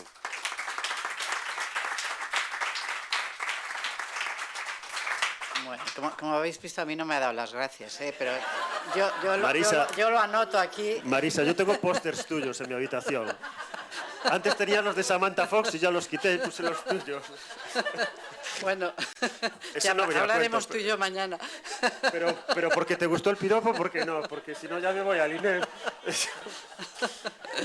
Bueno, pues... Estos 5 últimos minutos no pasaron. Bueno, pues gracias, Luis. Creo que, no sé si hay preguntas, pero no, bueno, de todas formas las dejaremos para el final de la sesión.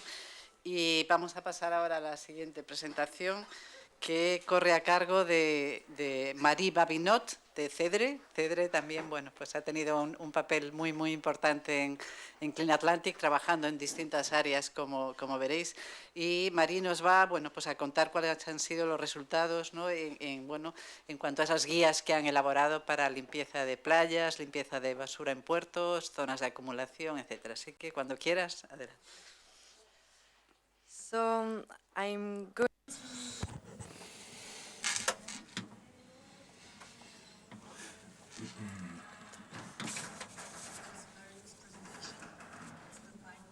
Esa no es mi presentación, esa es la de Marín.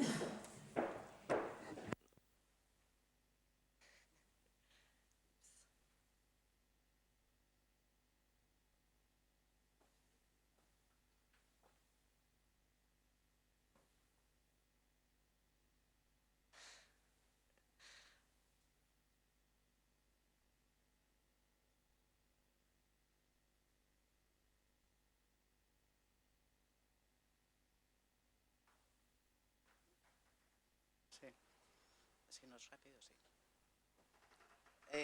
So what we can change the order. If Marie, you can sit here if you don't mind. Marie, si quieres sentarte aquí mientras resuelven el problema y seguimos mientras tanto con la última presentación, que ahora va a ser la penúltima, y vamos a tener a Pedro Sepúlveda de DRAC de Madeira, que nos va a mostrar los resultados del ciclo de vida de las artes de pesca en Madeira. Pedro y Nicola han trabajado muchísimo y han ayudado mucho, muy motivados desde el principio. Así que muchas gracias por ser socios tan importantes para nosotros. Muchas gracias, Marisa. Me gustaría contestar a estas amables palabras y darte las gracias y al CEDMAR por la oportunidad de estar aquí y de la maravillosa coordinación a lo largo de estos 6 años, que parece que llevamos toda la vida trabajando en esto. Para nosotros es una oportunidad maravillosa y voy a intentar mostrar un poco lo que necesitamos para reciclar las artes de pesca. Esta es una parte muy pequeña, tenemos que saber mucho más. Entonces, ¿dónde está Madeira? Antes de nada, está aquí en el medio, no en el medio, pero bueno, más o menos en el medio del Atlántico. Es una zona con la influencia del norte de Nigeria, las corrientes de la costa ibérica, de la península ibérica, las islas oceánicas reciben mucha basura y es muy interesante para saber qué es lo que pasa con las islas en lugar de las zonas costeras con la contaminación y la basura marina.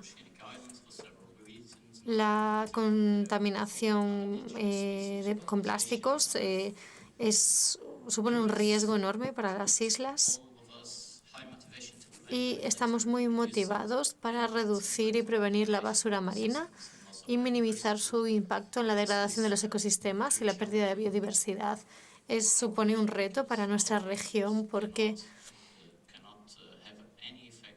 nuestras medidas no pueden tener efecto en la gran cantidad de ítems que recibimos de otras regiones. Tenemos aquí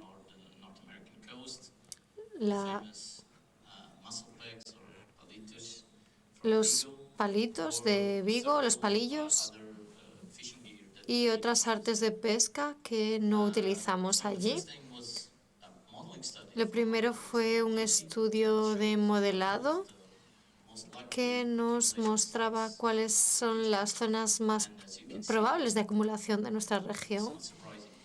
Y nos sorprende saber que es el noreste de las islas, que son las que se enfrentan a las principales corrientes y, por lo tanto, las zonas en las que se puede acumular más basura.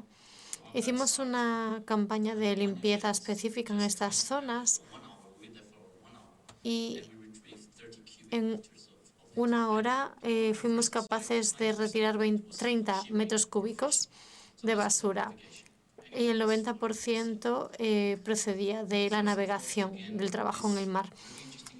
Estas boyas tan interesantes, pone Vigo en ellas. Esto es muy interesante, tenemos que saber qué pasa con ellas. Y al mismo tiempo, la directiva de los plásticos de un único uso salió y sabíamos que no había incentivos suficientes para recuperar las artes de pesca y traerlas a la costa. Y los componentes plásticos de las artes de pesca deberían poder reciclarse. La directiva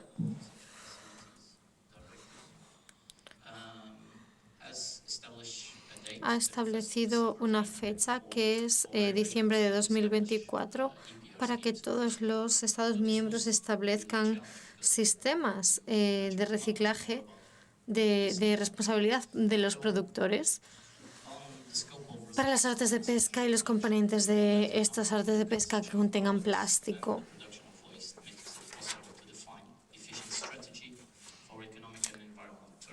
El consumo de productos y la producción de desechos hace posible definir estrategias más eficientes para la economía, la gestión económica y medioambiental. Y conocer los productos que se compran hoy nos permite escalar los sistemas de gestión de residuos e investigar las formas en las que podemos mantener los materiales en la economía circular. Tenemos que pasar de residuos a una economía circular. Para reducir este impacto potencial de las artes de pesca en nuestros ecosistemas y para implementar las políticas públicas necesarias, tenemos que evaluar las cantidades, sus orígenes y el destino potencial. Y seguro que conocéis algunas de las empresas de estas fotos y las boyas, porque nosotros allí no tenemos esto, ni siquiera las de los pulpos, y ahora, pues bueno, los conocemos mejor. ¿Cuánto se produce a nivel local?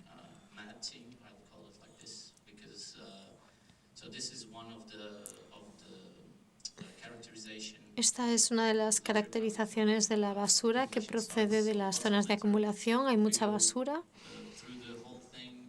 Analizamos todo, lo dividimos en distintas categorías, intentamos entender de dónde vienen y al final del día estamos felices, así que no sé muy bien qué pasa con nosotros. Igual traen algo esta basura. Entonces, lo siguiente es establecer el ciclo de vida de estas artes de pesca. Esto supone evaluar el flujo de los materiales de las artes de pesca en Madeira. Y el primer estudio que llevamos a cabo fue referente a la pesca profesional y la acuicultura en 2021. El segundo fue sobre la pesca de bajura y de recreo. Está disponible en la página web de Clean Atlantic y teníamos que definir las cantidades, los tipos, los orígenes y los destinos y producir recomendaciones referentes a la gestión de las artes de pesca y a fomentar un sistema circular para las artes de pesca en Madeira y con una estrategia regional de economía circular. Este es el modelo, es complejo, pero voy a intentar dividirlo. En primer lugar, ¿qué es lo que entra? ¿Qué es lo que llega? Los materiales podrían venir por adquisición, primera compra, y después piezas de repuesto o de sustitución. La idea es mantener los materiales dentro del sistema y evitar que vayan al océano. Y para intentar establecer modelos de economía circular tenemos que reducir, mantener y reparar los materiales. Y tenemos además lo que recuperamos de las limpiezas de las playas, de los fondos. Entonces, todas estos ítems que recogemos entran en el sistema. Si estos ítems pasan por el sistema, en algún punto ya no van a poder ser reutilizados, se pueden perder o llegan al fin de su vida y pasan a la gestión de residuos, que es algo que lo que nos hemos dado cuenta es de que parte de estas artes de pesca no se pueden incinerar o están muy contaminados, entonces tienen que ir a vertederos. Y la recuperación energética también es interesante porque tienen un alto valor energético estos materiales. Y lo que intentamos hacer es separarlos para su reciclaje y después reciclarlos. Empezando con la pesca, tenemos que entender qué tipo de pesca tenemos y cuál es la composición de las artes de pesca. Entonces tenemos dos tipos de pesca más artesanal, pesca comercial. Tenemos palangre, tenemos diferentes tipos de equipos y composiciones, porque tenemos acero, tenemos nylon, polietileno, diferentes tipos de plástico. No se puede reciclar la poliamida con el polietileno, por ejemplo. Entonces esto todavía nos complica más las cosas. Y como ya sabéis, eso pues complica mucho las cosas. El siguiente tipo es el cerco. Y nosotros no sabíamos que estaban hechas de nylon. Entonces, cuando pierden el arte de pesca, se hunde.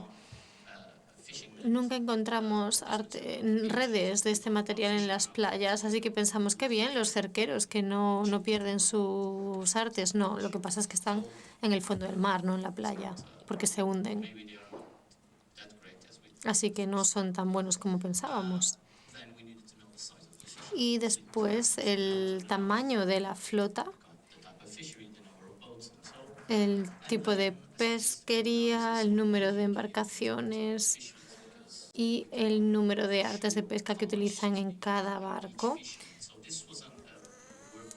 Este trabajo lo llevamos a cabo con los pescadores y las asociaciones de pescadores en las embarcaciones pequeñas de palangre de superficie.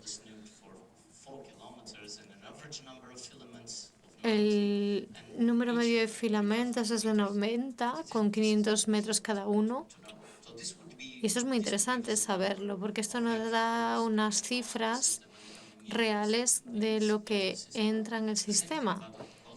Y lo mismo con la acuicultura. Tenemos empresas de acuicultura offshore para peces y tenemos que saber el número de empresas de acuicultura, el número de explotaciones acuícolas y la composición de las artes, que serían estructuras flotantes con una composición totalmente diferente en lo que concierne a sus plásticos y con cables y redes y boyas. En conclusión, en la pesca el stock de nylon debería ser de entre 33 y 132 toneladas. No es muy específico. Y en Madeira hay unas 20.000 boyas. En acuicultura, más de 26.000 metros cuadrados de redes y componentes asociados. Y lo que sí que sabemos es que el nylon, todos compran en el mismo fabricante, así que sabemos lo que compran cada año. Por lo tanto, son 46.000 kilos de nylon. Y están perdiendo una cantidad ingente. Es un material, además,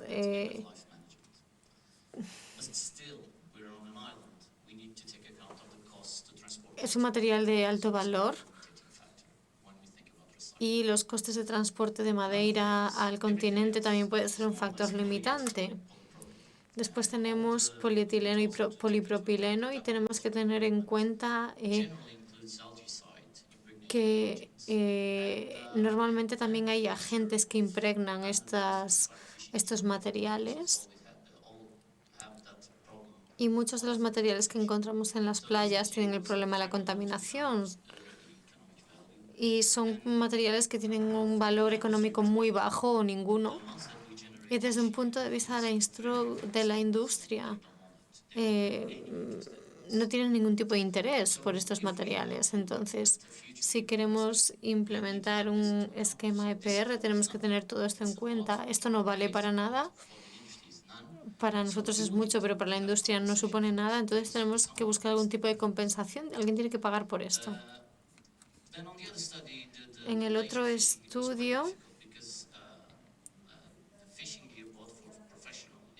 las artes de pesca que compran los profesionales no lo compran en Alibaba o en Amazon. Tenemos cifras que no son tan buenas, pero sí que nos muestran que tenemos que mejorar. Las recomendaciones de los estudios se dividen en grupos. Mejorar el conocimiento sobre la producción de los desechos, con contenedores específicos para los desechos en los puertos, incrementando la concienciación entre los pescadores. En este proyecto, así como en otros, queremos involucrar a las autoridades portuarias y a las agencias de pesca. Los gestores de residuos también, los 3 sectores deben estar ahí. Y actualmente tenemos contenedores en los puertos pesqueros. Hemos empezado con la caracterización periódica y el análisis y la concienciación de los pescadores. También establecer sistemas de EPR es otra de las recomendaciones. Estamos trabajando en ello, pero seguimos muy por detrás. Y también el desarrollo de una cadena de valor para las artes de pesca. Para el fin de vida de las artes de pesca, estableciendo contactos con las empresas de reciclaje y desarrollando modelos de economía circular locales. Entonces tenemos que seguir aprendiendo sobre la producción de desechos. Evaluamos las tendencias, analizamos lo que ocurre en la costa, no en el océano, que es otra cosa, y analizamos qué es lo que viene del mar. Tenemos también un programa para el control y la gestión de la limpieza de las playas de basura marina.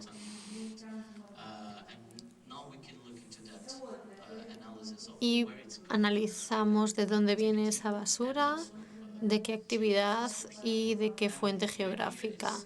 Y la idea es, si tenemos la financiación, es aumentar el número de ubicaciones en el que vamos a hacer esto, porque así tendremos más información y podremos progresar más y avanzar más.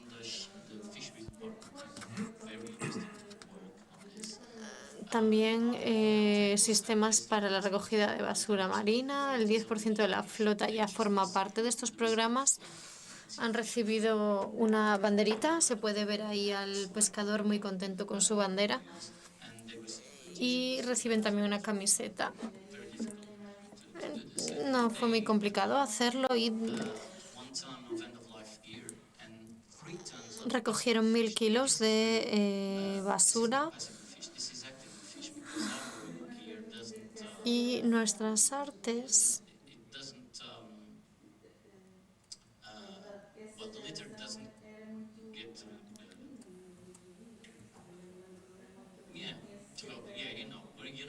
saben lo que digo, ¿verdad? La basura no está con las redes o con los anzuelos. Una vez que encontramos algo flotando, se puede recoger y traerlo a la costa. Y el Departamento de Pesca está haciendo campañas de concienciación. El trabajo es muy interesante. Trabajos futuros, mejorar el conocimiento.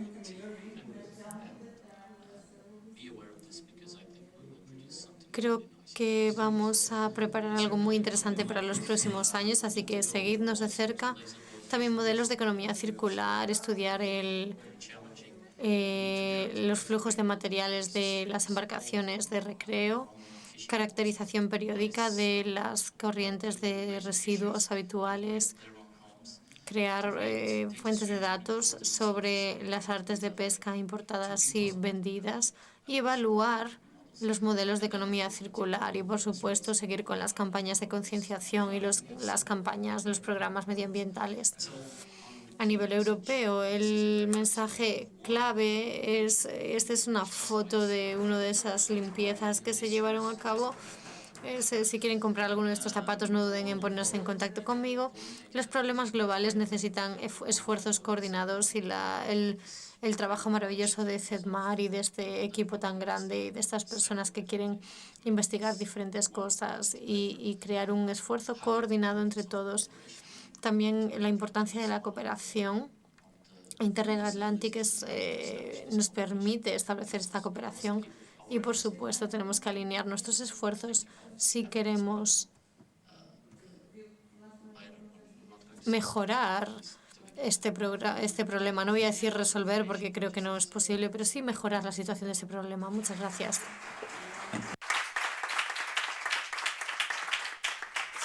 So thanks million, Pedro, for Muchas gracias, Pedro, por esta fantástica ponencia tan inspiradora, porque tenemos que desarrollar pues estudios similares en otras regiones y hemos aprendido mucho a partir de tu ponencia.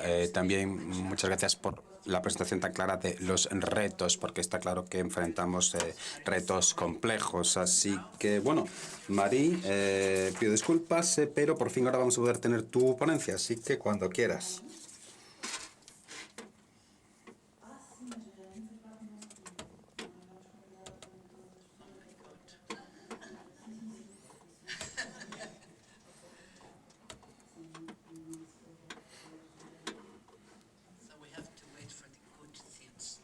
Bien, entonces tenemos que... Lo mejor siempre llega al final, ¿no? Siempre se hace esperar.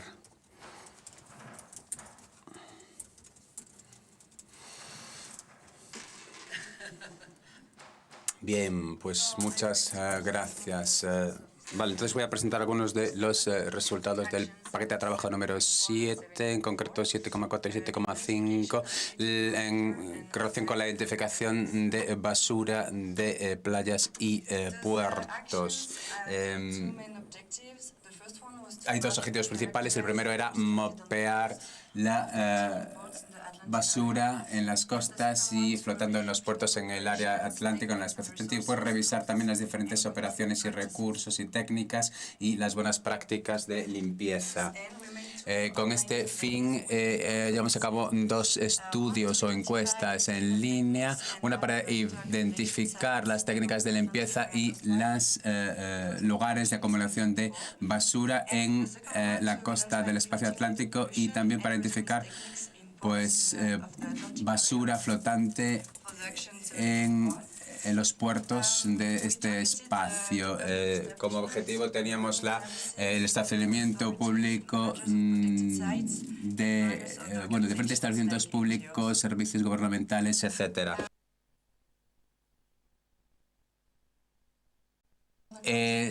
Se llevó a cabo trabajo con todos los países miembros o socios, con la colaboración de las diferentes partes implicadas, así que agradezco a las personas participantes por esto. Bien, entonces con el tiempo que tengo disponible voy a hablar de unos elementos clave que tienen que ver con o que surgen de la primera encuesta, la identificación de acumulación o lugares de acumulación de basura y las técnicas de limpieza utilizadas o que se pueden utilizar. Les voy a dar un poco de información sobre un estudio inicial que se llevó a cabo en 2020.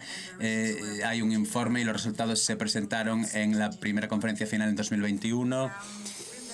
Con la ampliación del proyecto Clean Atlantic tuvimos la posibilidad de llevar a cabo una nueva iniciativa de trabajo que se tradujo y se distribuyó entre los diferentes miembros del proyecto: Irlanda, España, Reino Unido y Portugal. Bien, recibimos casi 300 respuestas, pero consideramos un 51% como válidas para utilizar. Entonces, el 25% de las respuestas no resultaron utilizables. Una parte de las personas que respondieron pues están representados o pertenecen a los diferentes países, como se puede ver en el mapa. Mayoritariamente son ONGs y instituciones municipales cuyo papel es concienciar y llevar a cabo operaciones de limpieza. Su presencia geográfica se considera local y nos sugiere un buen reconocimiento de la situación local por parte de las entidades que responden a la encuesta. Gracias a la encuesta tuvimos la posibilidad de identificar 217 lugares de acumulación potencial de basura, incluyendo 2 puntos consecutivos marítimos.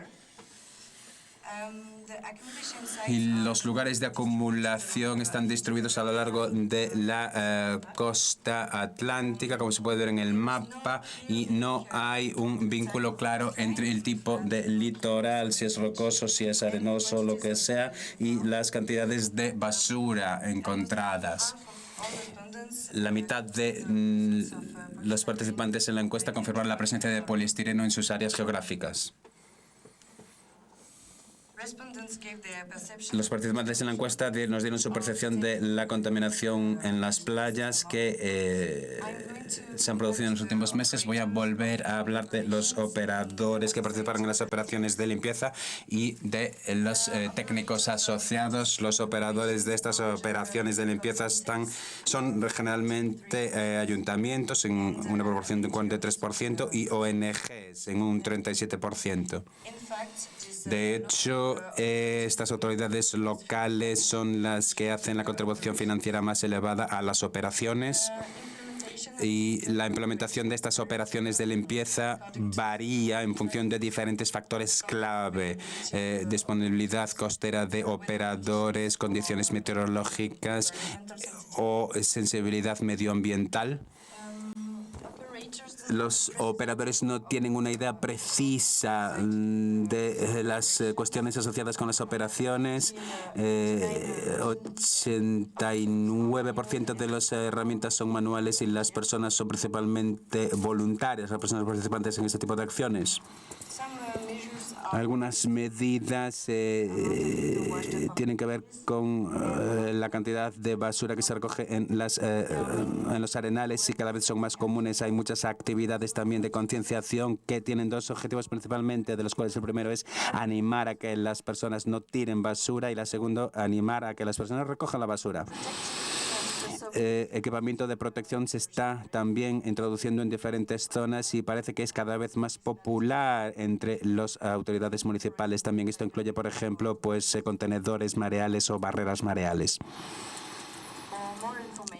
Para más información pueden ustedes encontrar un informe en la web del proyecto Clean Atlantic. No voy a presentar, voy ahora a presentar brevemente los resultados de la segunda encuesta que tiene que ver con la basura que se encuentra flotando en áreas portuarias. Esta encuesta se creó como parte de la ampliación del proyecto Clean Atlantic y no es el resultado de una encuesta inicial que se llevó a cabo en Francia. Los resultados, por tanto, están asociados con los 5 países participantes. Aquí también hemos recibido más de 200 respuestas, pero solo 71 de ellas fueron útiles o se pueden utilizar.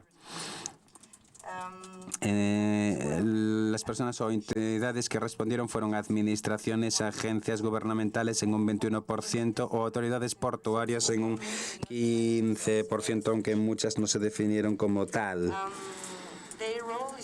Su papel fue establecer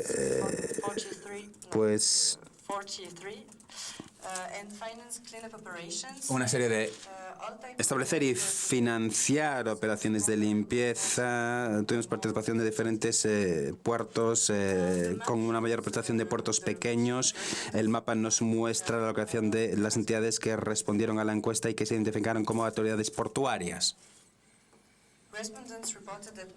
Los participantes de la encuesta informaron de que herramientas manuales se utilizan habitualmente para operaciones de limpieza y también se utilizaron robots y embarcaciones especiales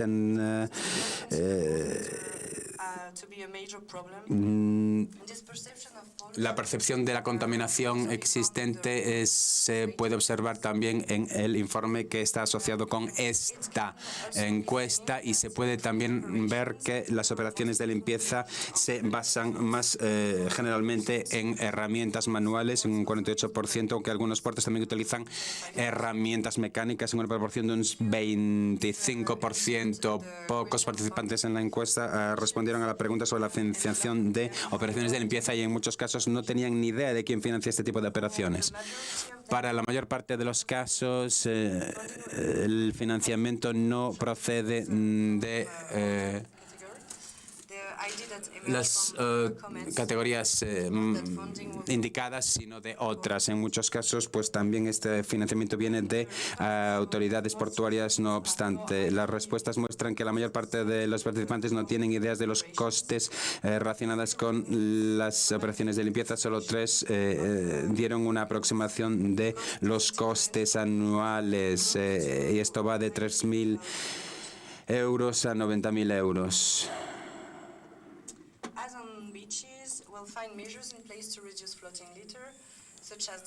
medidas relacionadas con la reducción de basura flotante. Es otro aspecto que se abordó. Diferentes iniciativas de concienciación también. En algunos puertos se mencionó la utilización de equipación de protección como embarcaciones de recuperación de basura o redes de retención. El 34% dijeron que no hay ningún tipo de equipamiento que se utilice en este sentido. Ya para concluir, estas dos encuestas nos han permitido detectar e identificar diferentes zonas de aglomeración de basura, hacer un inventario de métodos de limpieza para puertos y para playas, así como técnicas y buenas prácticas. Los dos informes se proponen en la web de Clean Atlantic y podemos decir que se han creado también una serie de directrices que están disponibles en la web del Clean Atlantic, una vez más. Y bien, finalmente me gustaría dar las gracias por su ayuda para la traducción de las encuestas y también por su ayuda para la distribución de las mismas. Así que muchas gracias.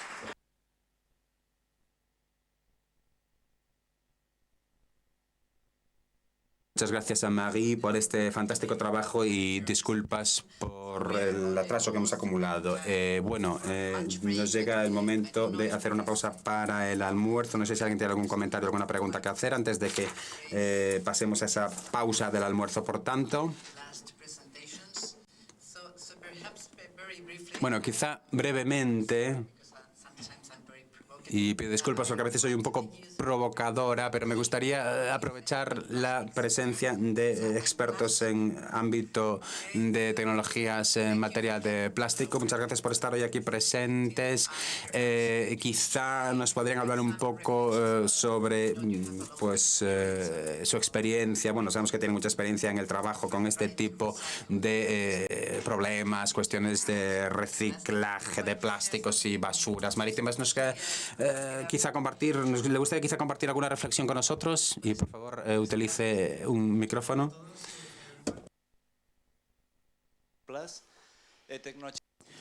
Bueno, soy Javi Grau del Instituto de Plástico. Estoy en el grupo de reciclaje mecánico. Tenemos una serie de proyectos y estamos muy activos en el ámbito de diferentes proyectos similares que buscan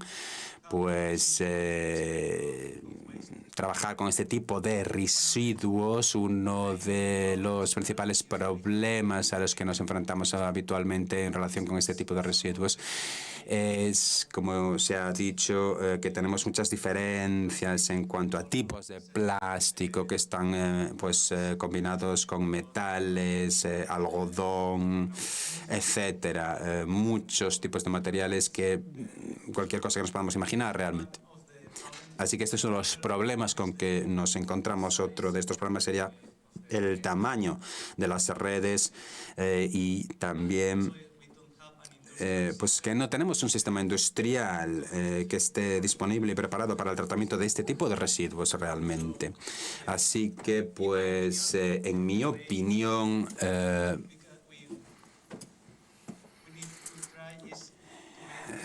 la vía que tenemos que seguir es hacer que esto sea posible a nivel industrial y de manera rentable desde el punto de vista económico. Esta es la parte difícil, claro. Bien, muchas gracias. Rubén, ¿querría añadir algo? Ya que tiene usted el micrófono. Rubén es un gran colega de CETMAR, trabajó aquí ya también durante un tiempo.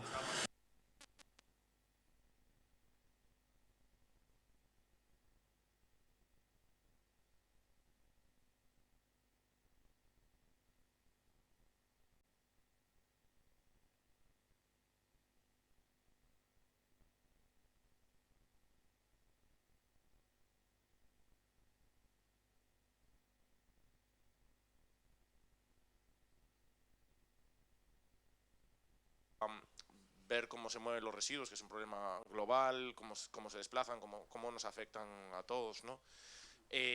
Lo difícil que es luego trabajar con esas redes a esa profundidad.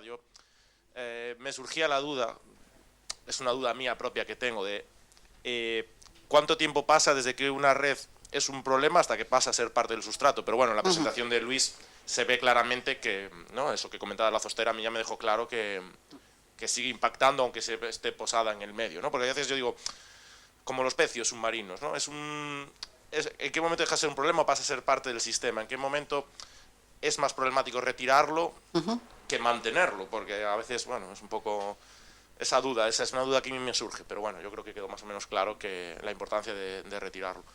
Y bueno, nosotros trabajamos bastante, ¿no?, idealmente en búsqueda de soluciones de la basura, cuando toda la información que tenemos, ir un poquito más allá, trabajar.